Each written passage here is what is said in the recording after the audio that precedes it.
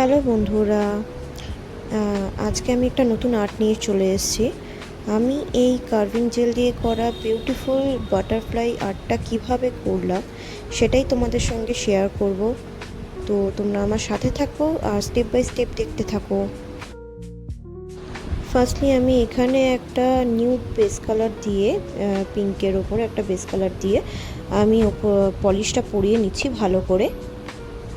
এরপর আমি এটাকে 60 সেকেন্ডের মতো কিওর করে নিয়ে আরেকটা সেকেন্ড কোট লাগিয়ে ওটাকেও আমি 60 সেকেন্ডের জন্য কিওর করে নিয়েছি। দেন আমি এখানে একটা শিলসের ক্যাটাই পলিশ ইউজ করছি।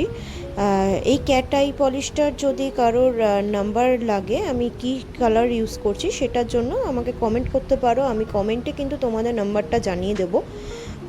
তো আমি ক্যাটাই পলিশটা অ্যাপ্লাই করে নিচ্ছি কিভাবে সেটা তোমরা দেখে নাও। ক্যাটাই পলিশটা অ্যাপ্লাই করা হয়ে যাওয়ার পরে আমি এখানে একটা ম্যাগনেট দিয়ে ভালো করে এটাকে অ্যাক্টিভেট করে নিচ্ছি। ক্যাটাই পলিশের যে পার্টিকেলসগুলো আছে সেটাকে ভালো করে ম্যাগনেট দিয়ে আমি ভালো করে পার্টিকেলসগুলোকে কিভাবে অ্যাক্টিভেট করে নিচ্ছি সেটা তোমরা দেখে নাও। এখানে আমি ভিডিওটাকে একটু ফাস্ট ফরওয়ার্ড করে দিয়েছি, না হলে ভিডিওটা একটু লং হয়ে যেত।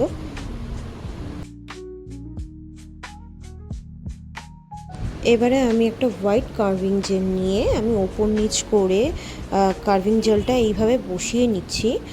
তোমরাও যদি আমার মতো এইভাবেই অ্যাপ্লাই করো পুরো প্রসেসটা, তাহলে তোমরাও এইভাবেই শিখে নিতে পারবে।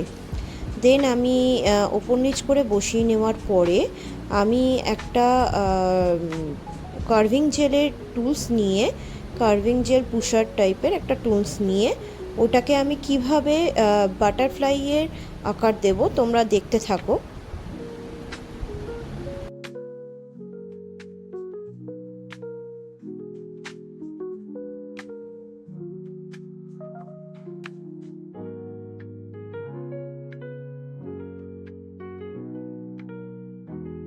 এবারে আমি এখানে একটা রাইনস্টোন গ্লু অ্যাপ্লাই করে নিচ্ছি। ঠিক যে পার্টিকেলসগুলো আমি বানিয়েছি বাটারফ্লাইয়ের, তার ঠিক মাঝখানটাতে আমি এই গ্লুটা লাগিয়ে নিচ্ছি। এরপরে আমি এক এক করে রাইনস্টোনগুলো অ্যাপ্লাই করে নিচ্ছি।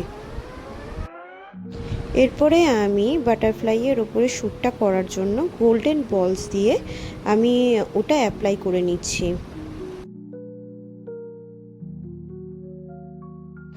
সবশেষে ভালো করে টপ কোট অ্যাপ্লাই করে দেওয়ার পরেই তোমাদের রেডি হয়ে যাবে এত সুন্দর একটা বাটারফ্লাই ডিজাইন।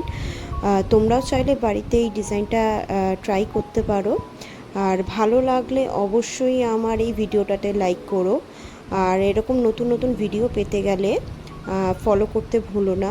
টাটা আজকের মতো, তাহলে দেখা হচ্ছে পরের ভিডিওতে।